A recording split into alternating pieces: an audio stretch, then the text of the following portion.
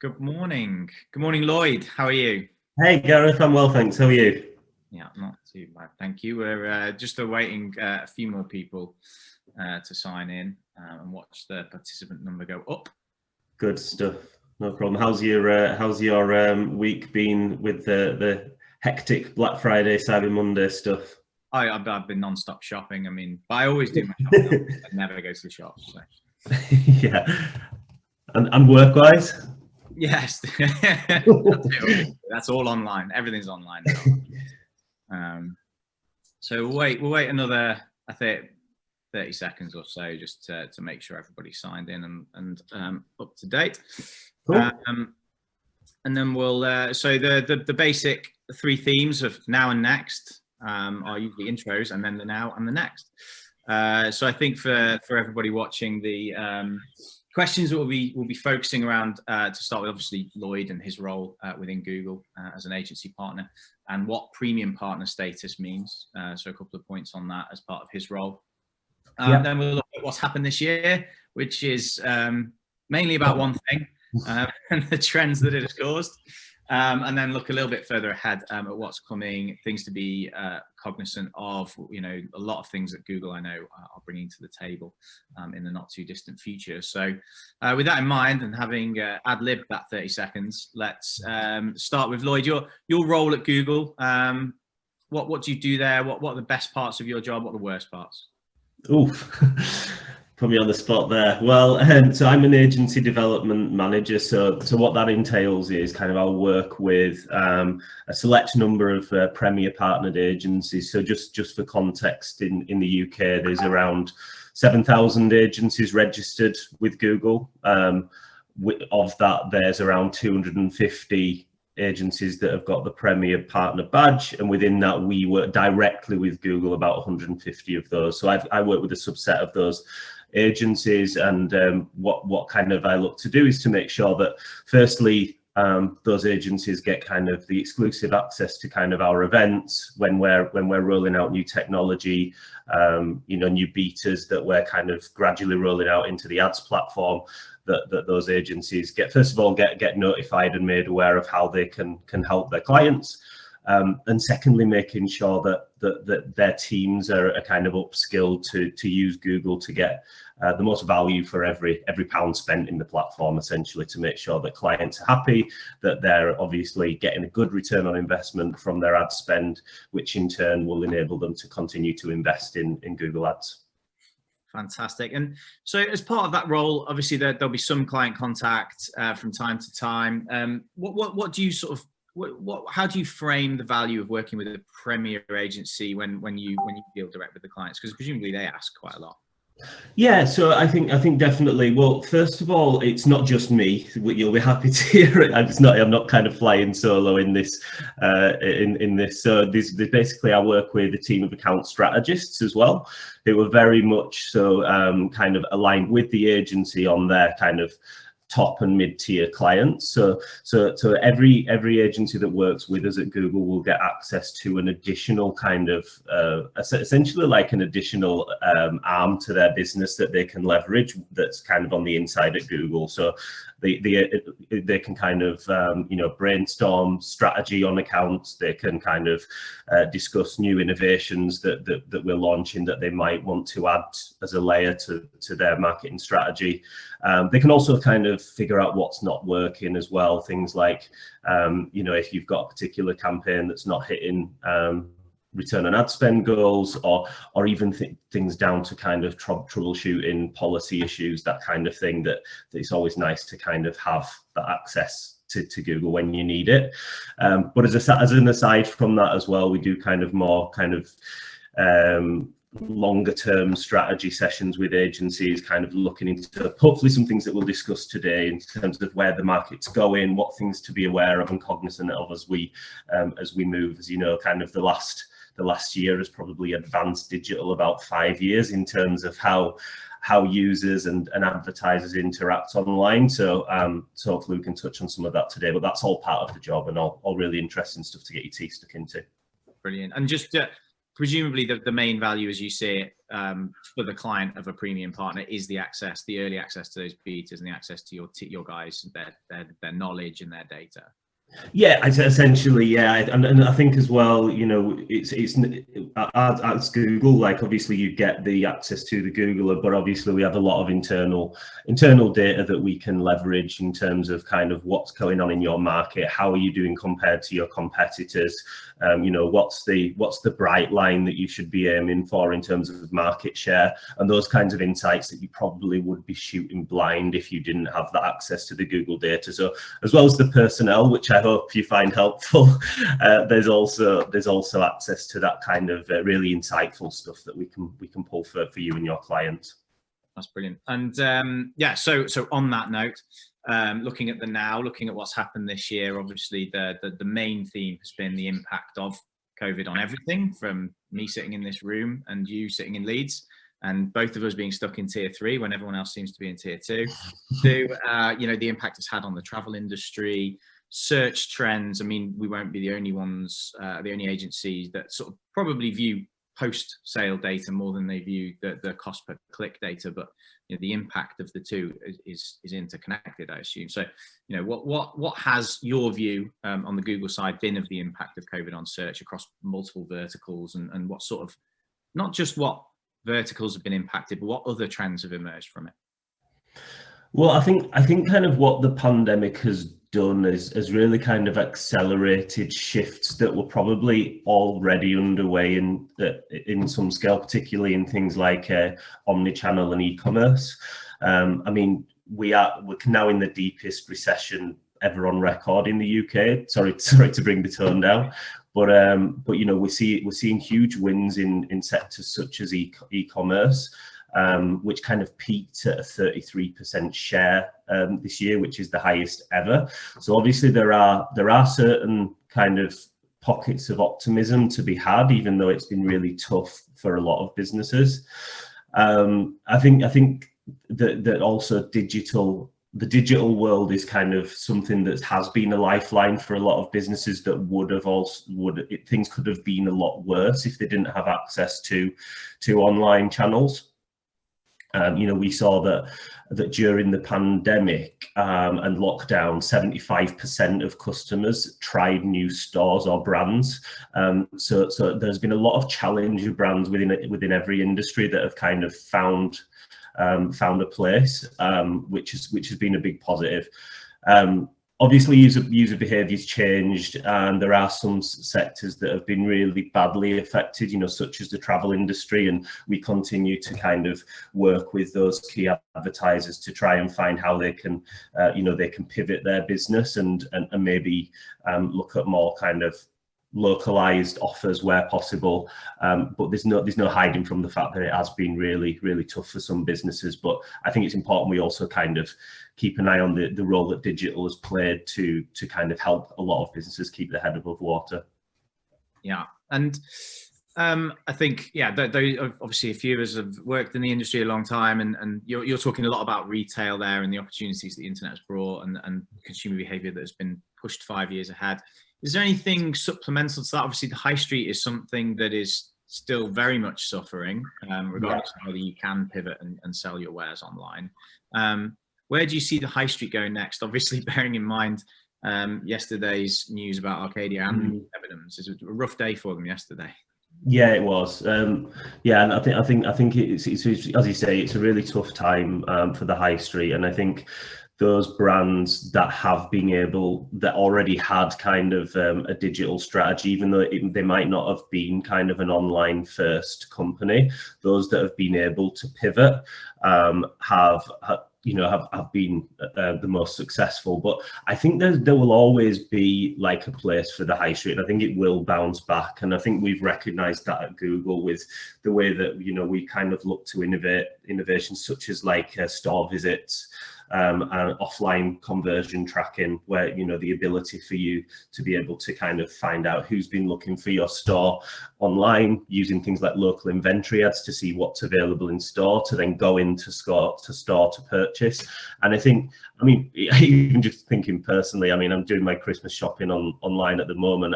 I would miss being able to go to a store to be able to touch and feel things. So I think there will always be that element. I think that definitely it will shift to be a more e-commerce first world that we live in. But I hope that the high street will bounce back quickly, and I believe that the two will always kind of work in synergy to deliver what the consumer wants. Yeah, and I think just staying on retail briefly, we'll get off it in a second, but you know, we've for a long time talked about online-only retailers, how successful they've been, the likes of ASOS and Boohoo, and the fact that they were the ones that were looking at, well, how can we recreate that physical feel? That, I mean, you know, if you speak to, well, my wife in particular, then she'll tell you that dresses need to be touched, need to be tried on. You can't try them on online, and therefore there has to be a physical interaction with that type of product. So, you know, does that mean that the online retailers are going to start taking up presumably what will be by that point cheaper retail space, or how do you see that progressing? Yeah, and I think what it does is it'll push innovation online as well. I mean, I'm thinking of another example outside of retail. We saw kind of a couple of kind of real estate clients who, you know, that's again a very kind of visual product if you're wanting to buy or rent an apartment, to be able to go and view that apartment. And we saw a lot of innovation in terms of like app technology around virtual tours, as well in the auto sector with car showrooms as well, being able to bring that offline experience online, and offer, obviously it's never going to be 100% the same, but offer consumers that ability to have that kind of sensory element when they're shopping. So I think there's been a lot of innovation in that space, and I think that will always continue as well. Fantastic.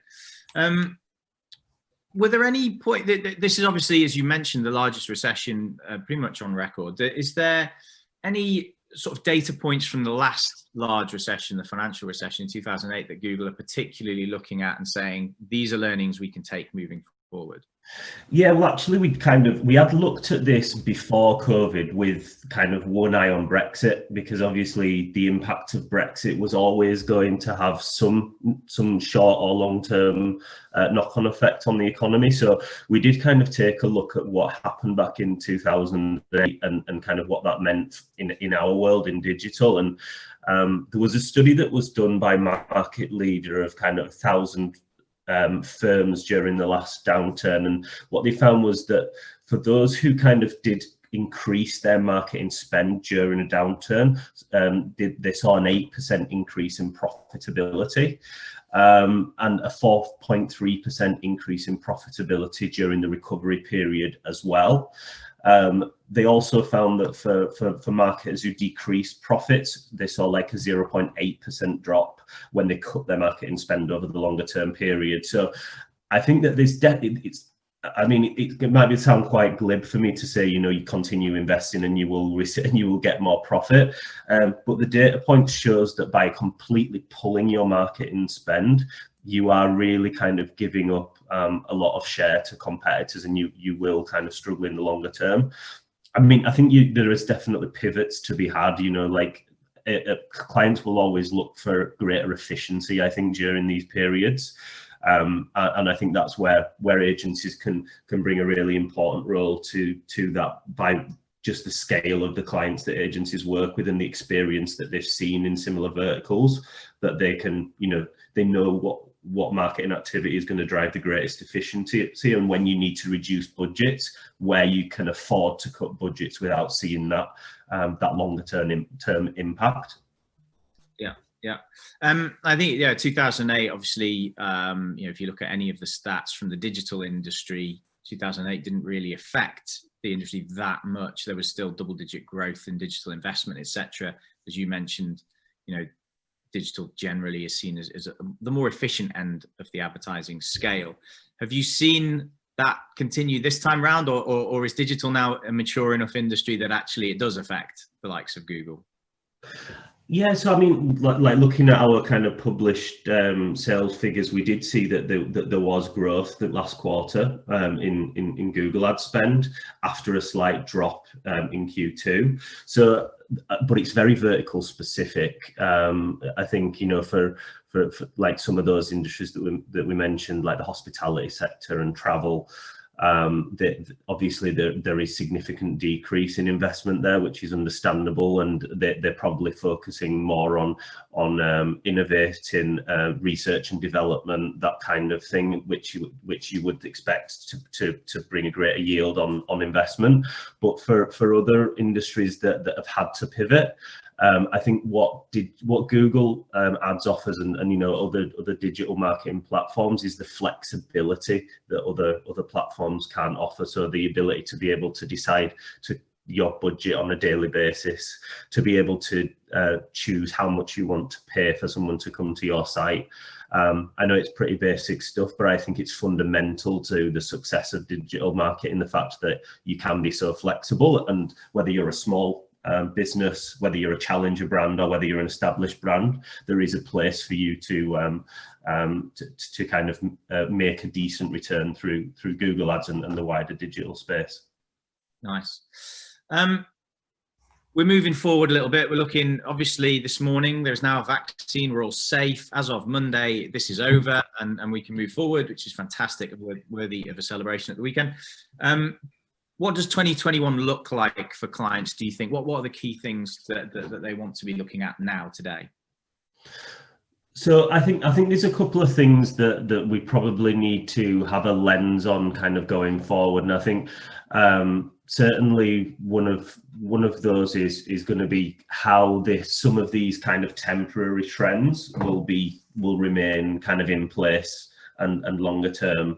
Like you say, tongue in cheek, I think that we're not all going to be flocking straight onto the high street straight away. There is certainly going to be some trends that might stay permanent. You know, I think even if you look at stuff like learning online, that's been a sector that we've seen jump hugely, with kind of classrooms being online, but also kind of you know, companies who've pivoted from taking like physical education classes online and charging for that service have seen kind of rapid growth. And I don't think that is something that people will change too quickly, as well as kind of working habits.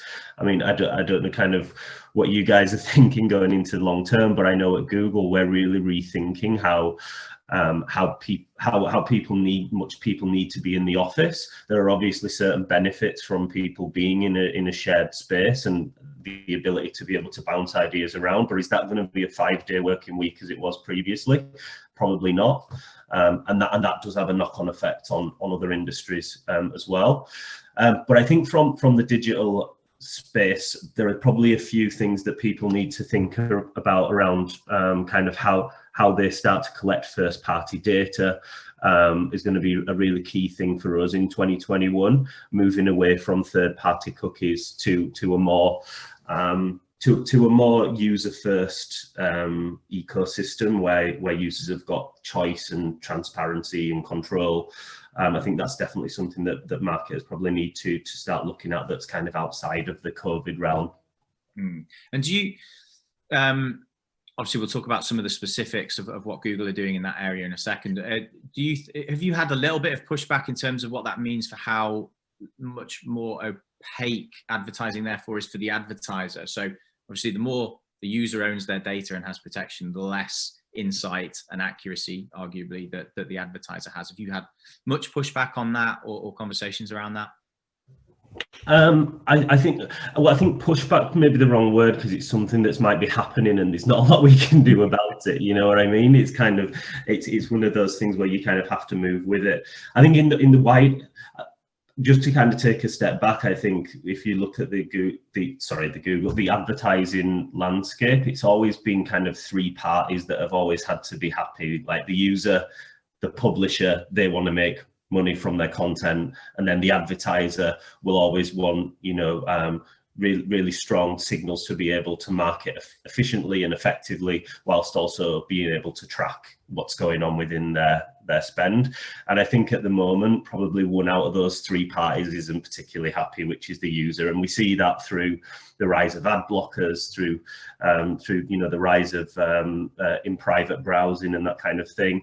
So I think if we just kind of sit back and don't take action on this, then the ecosystem will not function as we need it to. So I think obviously that presents a ton of challenges for publishers and for advertisers, but I think it's something that we probably need to tackle head on, even though we don't have that silver bullet of how it's going to be fixed right now. Yeah, and obviously we've shared a lot of our thoughts on a white paper recently in terms of what we think the initial differences for blocking of third-party cookies will be, and obviously it's not all just happening overnight. It's a gradual thing. But where does that leave things like Google's stance on recently obviously less keyword data is being shared with advertisers? So do you see that as a direct impact of this sort of move towards more privacy, or is that more about Google saying, well, actually, there are better ways of using our systems than what we currently have? So that decision to kind of restrict certain search terms was a privacy-based decision. So essentially that was around kind of as Google, what we don't want advertisers to be able to do is to personally identify users, and that's something that's kind of core to our principles. What we saw was, particularly as search behaviors changed and people are getting more tech savvy and they're searching for more specific longer tail queries, like we've noticed massive shifts in the way that people search, where they would used to kind of use 1 or 2 word keywords, and now they type exactly what they want because the algorithms have got so much better, and also machine learning has got so much better to be able to predict the precise landing page that someone's looking for. So people are in tune with that. What that means is that they will sometimes search for very specific things that could be personally identifiable. So we made the decision that we would restrict the ability for advertisers to view that if it was under a certain impression threshold. But to your second point, I think, yeah, there is a coincidental kind of advantage that I don't think that advertisers anymore need. I think if we look at kind of PPC 5-10 years ago, it was very much a case of contextual signals. What is that person searching for at what time of day? And what can we block out in terms of the context, like negative keywords? But I think nowadays we've got so many more kind of first and third party signals. So first party user data as well as Google signals to show, not only what they search for at that moment, but what were they watching on YouTube yesterday? What kind of things have they been looking for on the Google Play Store? How have they been interacting on Gmail and Google Maps and those kind of things? So there are a lot more signals to just what someone is searching for in that moment. So I think leveraging all of those additional signals that we now have access to is a lot more powerful than being able to see kind of the real tail end of your search query report. Yeah. So hopefully it's not a big an impact as it would have been 5 years ago. Yeah, and presumably, obviously outside of the Google stack, first-party data being particularly key. Do you see that sort of move as helping publishers, for example? I mean, there's obviously large organisations that have probably struggled with digital over a 20-year period, and are now starting to get together via things like the Ozone Project and trying to build their own sort of ecosystems that can harvest first-party data. Do you think, with Google almost effectively taking a lead here, is that going to help the industry? Yeah, I think there's definitely like a lot of collaboration going on. Like we've got the Privacy Sandbox project that's kind of going on, where it's not, this isn't just a problem I think for Google or Facebook to solve. I think that there are everyone in this industry has got there are tons of kind of thought leadership going on around this and how it can be best sort of the problem best solved. And I think that there's already some really strong ideas bubbling up. So yeah, I think there is kind of a good aspect in that it's a community coming together to fix this and to make sure that users don't feel like they are being kind of marginalized and that they're just kind of been having things forced on them to use the internet. So I think it's a really good point in that there is kind of a coming together of minds that seems to be a positive that's come out of it. Cool.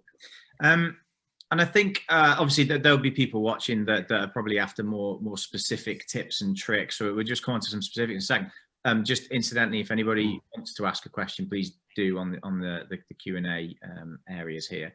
But let's talk a little bit about more specifics, like obviously Google's messy middle research that came out early part of this year, late part of last year. That was very much focused on how can you make sure somebody clicks on your ad versus somebody else's ad. Have you seen much take up of that? Is that still a big core thing in terms of recommendations to customers at Google? Yeah, well, just kind of just a bit of context around how that came up. We did kind of a lot of research into how user behavior had changed, and we found that on average, before a purchase or a sign up or a conversion happens, there's on average around 140 touch points moving between brands, between channels, between platforms before that action happens. So it presents a really difficult challenge for marketers to be able to kind of decide when someone's in that exploration phase, or traditionally when they're in that upper funnel phase, to when they get through to that evaluation and then purchase part of their buying cycle.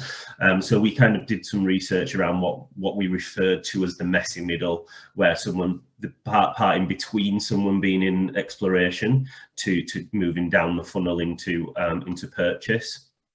And we found that like they don't move like linear like we used to do, with the old school marketing funnel of like they move down this kind of inverted triangle down to purchase. In reality, it's not like that. It's more of kind of a double circle where people are just continuously in flux until they kind of come across the right brand like a trigger point that moves them from that exploration into purchase. So what that research consisted of is like what makes that trigger point, what can make your brand be the brand that moves them from exploring into choosing your brand. And we kind of found that there were some things that could be really helpful to do that. So one of them was what we called like category heuristics, which is just around like how you describe your product, like things that you can kind of call out in terms of USPs around making someone purchase your brand through things like call out extensions and site links. The other one was the power of now, which is basically the longer that you have to wait for a product, the weaker the proposition becomes. So, with the rise of Amazon and 24-hour deliveries, that became something that users felt to be a really important part for them to move through their purchase journey. And then there were some other things like social proof through reviews, things like scarcity bias, so kind of as like availability or stocking of a product decreases, the more desirable it becomes to a purchaser. And then also things like authority bias. So like if you're swayed by an expert or by a trusted source, then you're much more likely to move out of that exploration phase into a phase of purchase. So that was kind of the research we did around that. And I think in terms of, so there are certain kind of best practices that you can add to your marketing campaigns. But additionally, the way to navigate through all that messy middle, the best solution that we believe you can take up is machine learning. So things through the likes of smart bidding, through smart creatives, through cross-channel management, through things like Google Marketing Platform. That becomes really the key lever that you have to be able to navigate that really complex user journey. And you mentioned smart creatives there. Just quickly on that in particular, do smart creatives pull directly from these categories, or do they work along different inputs of data? So for things like smart creatives, like referring to things like responsive search ads or responsive display ads, essentially what that means is that there are more there are a lot more options and combinations for how you can serve your ad, depending on where that user's been, what they've been doing. So I think, as well as the context of their search that they are using now, so what are they typing in Google at this moment, it will also look at machine learning models to see kind of this person is in this age bracket, they're searching at this particular time of day, this is what they searched for on YouTube yesterday, so we think that this ad combination or this creative will be the best place to move this user out of the exploration phase and into purchase intent. Yeah. And so does that adhere to those principles, I guess is what I'm asking, from the white paper, from the messy middle? Does it recommend that you use category heuristics, or do you have to build that into your own back-end system? Yes, so there will always be a combination of both. So you would always have to build those in, because marketing works best when we combine your data signals and what you know about your business with what Google knows about the user. So it's always like really important that there is a real kind of creative input, whether that's from the agency or in-house, into kind of what are your real key selling points as a brand, and what separates you from your competitors. Nice. What other solutions in beta do you think are going to be particularly important from this point? So I think kind of touching back on the privacy issues and kind of moving away from third-party cookies. I think what every kind of advertiser needs to make sure that they're doing right now is to ensure they're using first-party tags. So whether that's the Google tag or the Google tag, or whether that's Google Tag Manager, that acts as a first party cookie, because third party cookies is really at risk now already. On Firefox and Safari, and to some extent Chrome, it's third party cookies aren't being tracked effectively. So to really kind of do a review to make sure that you're using the right tagging systems. In terms of kind of solutions that Google are working on to replace cookies, we've got a couple in beta at the moment. One of them is enhanced conversions, which will look essentially at your first party user data. So whether that's like being uploaded from your CRM, or whether it's kind of you're linking your first party data directly into Google Ads, we can then hash user data and match it with our hashed Google data as well. So that's one solution that seems to be working well.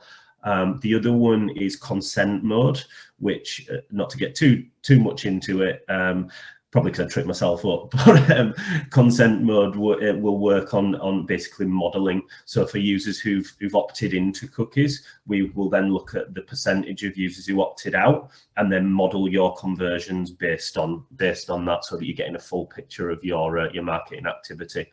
So there are the two things that we're working at in beta, and for anyone who's kind of working with a Premier partnered agency, then they can reach out to their agency and kind of talk to us about getting those solutions put in place. Brilliant. And that sounds a lot more like, a move slightly away from direct click path analysis through to statistical modeling, which actually, is used a lot more in above the line in terms of understanding the impact. Is that a general direction? Obviously, YouTube is now such a large part of some people's viewing behavior. It's on the telly at least 20% of the time in this house.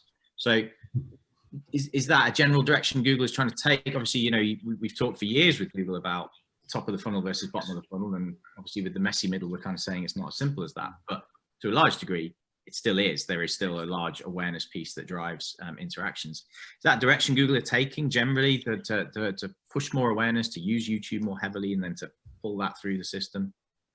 Yeah, I think there's definitely YouTube as an awareness tool will always be there, and for kind of the reasons we've covered, like versus TV, because it is that flexible. It's available to smaller advertisers as well as bigger advertisers. It's always got that I guess that ease of entry into video-based advertising, but we're seeing like a huge rise in video-based advertising across the sector, whether that's Facebook ads and Instagram ads, other ad platforms are available, but particularly in YouTube as well, we're seeing huge growth. But not only from that awareness piece, our most popular YouTube product at the moment is YouTube for Action. So YouTube for Action allows you to take your search data, so people who've searched for your particular brand or your kind of lower funnel keywords, you can then plug that into YouTube. So anyone who's searched for those terms in the last 7 days, not necessarily clicked on your ad or on your site, we can serve them with a YouTube ad about your brand. So this is something that's never been able to do before, that we've never been able to do before on YouTube. And that combined with kind of creatives that directs people to site rather than just a view, means that you can actually use YouTube as a lower funnel advertising platform that can be like comparable to some search campaigns. Some of the results that we've seen have been amazing. And again, really accessible for brands that I think historically haven't been able to compete in that space. Brilliant. We've got a few other little talking points around this area, around automation tech, MarTech. We're in this industry, right? Tech seems is the answer to everything all the time. But what sort of things do you think clients should be investing in? One thing you mentioned there, for example, was more of a shift towards sharing of data, back-end data, CRM data, for example. Some clients don't want that. That's, understandable enough to, share that sort of data with anyone, any tech provider. But what sort of technologies should they be looking into, therefore, if they are saying, okay, cool, yeah, I do want to share that data with Google. I want to make the most of the platforms that are there. How do they go about doing that? What are the things they should be looking into now? So I think, yeah, data and analytics is definitely something that clients are looking for. And we did some research, particularly in the agency space, just around like what are clients wanting from their agencies in 2020 and beyond. And a lot of it does revolve around kind of data and analytics. So in a sense of kind of how to responsibly use your first party data when it's available, and also kind of strategies that will help you to target that audience. So in terms of practical solutions, within Google Ads, we have relationships with Salesforce and Zapier, which kind of works with a host of other CRMs that you can essentially plug in your first party data straight into Google Ads. So if you're a call center, if you want to track which of those Google ad clicks led to a sale, then you can import that data into Google to be able to kind of really understand the value of your marketing. And secondly, you can use it for targeting as well. So for those people who you might want to target repurchases or loyalty lists, then you can do that through integrating your first party data. I think another thing that's important that you touched on there, Gareth, is just like marketing tech and creative as well. So I won't kind of go too much into kind of other third-party marketing technologies, but it basically just it's an umbrella that just covers everything, including like data analytics, but also things like audience activation technology, things like dynamic creative, and overall automation. So it's just around how you can connect your creative content to technology that will then allow you to kind of optimize in real time around customer behavior. And with a lens on customer centricity as well. So I think they're the things that are definitely ones to watch for the next year. Data and analytics, getting really savvy with that, using first party data where possible, and also leveraging MarTech, so you're able to use advancements in automation technology to pull all this together and target the right user at the right time with the right message. Holy grail, right? Holy Trinity. Exactly. So we've covered an awful lot of really insightful things here. I know people have taken a lot away. If anybody does want to jump in with questions, please do so. But I know we have covered a lot. So to sort of wrap it up and for me to finally get some proper politicians' answers out of you, I'm sure. It feels a little bit like the general landscape is starting to get a bit more opaque. Generally, you know, the level of insight at granular data is going to be restricted because of perfectly reasonable privacy concerns, etc. Facebook are also doing something similar in terms of a general move towards a walled garden. Do you see generally within the industry taking a step back? Do you see a role for, I guess, agencies navigating those various walled gardens, and what sort of technology solutions do you think, you know, if Lloyd Bradley Enterprises launches 1st of January 2021, selling online, holidays maybe, where would you be looking at that landscape? Where would you be focusing your time? Yeah, it's a really interesting question. I think every company and every vertical will probably be different, but I think certainly overall, what I'm seeing is that there is certainly more added value. I think kind of because obviously I'm from an agency background and kind of working with agencies. I think in terms of what clients seem to be looking for at the moment, it's a strategic partner, someone who can kind of help them. I think, you know, again, 5-10 years ago, clients would use agencies for basically like production, execution, navigating a platform that was kind of, you needed a degree in to be able to understand what's going on in it.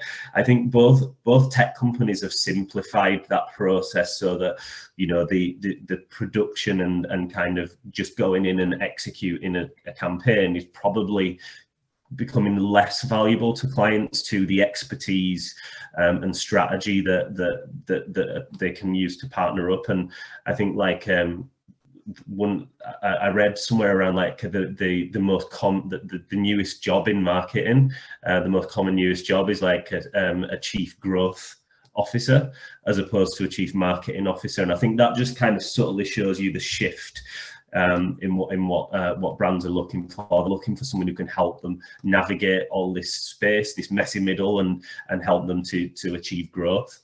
And I think that comes along with the ability to manage data and analytics. I think it also comes in things like just general expertise of how to work in certain verticals, and kind of be flexible with potential budget cuts that might be coming if they've not already happened, and how you can still be efficient with less spend. That's something that I think agencies are very adept in. Brilliant. Looking forward to that. I think there aren't any questions. I mean, Lloyd, I could talk to you all day, so we'll jump off and then we'll jump back on a different one. But thank you so much for your time. I think 42 minutes in, I think we'll wrap it up there, if nobody's got any questions. Brilliant. There aren't, but thank you so much, Lloyd. That was really, really good. It's been a pleasure. And you know, if anything comes through afterwards, if you guys get any questions come through, we can pick them up afterwards. But no, thanks for having me on. It's been really great to chat to you, Gareth. You're welcome, and thanks everyone for dropping in. Have a wonderful day, and we'll all catch up soon, I'm sure, in the real world. Hopefully. Take care. Thanks, Gareth. Cheers. Take care.